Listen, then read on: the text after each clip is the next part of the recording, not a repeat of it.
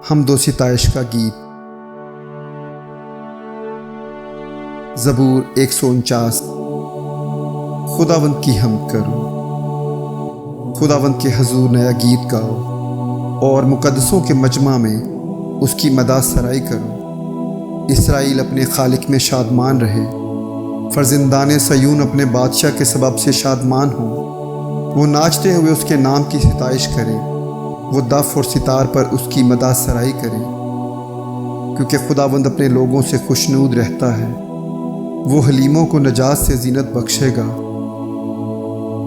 مقدس لوگ جلال پر فخر کریں، وہ اپنے بستروں پر خوشی سے نغمہ سرائی کریں۔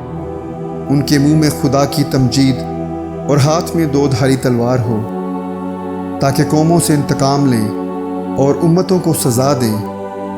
ان کے بادشاہوں کو زنجیروں سے جکڑیں اور ان کے سرداروں کو لوہے کی بیڑیاں پہنائیں، تاکہ ان کو وہ سزا دیں جو مرقوم ہے۔ اس کے سب مقدسوں کو یہ شرف حاصل ہے۔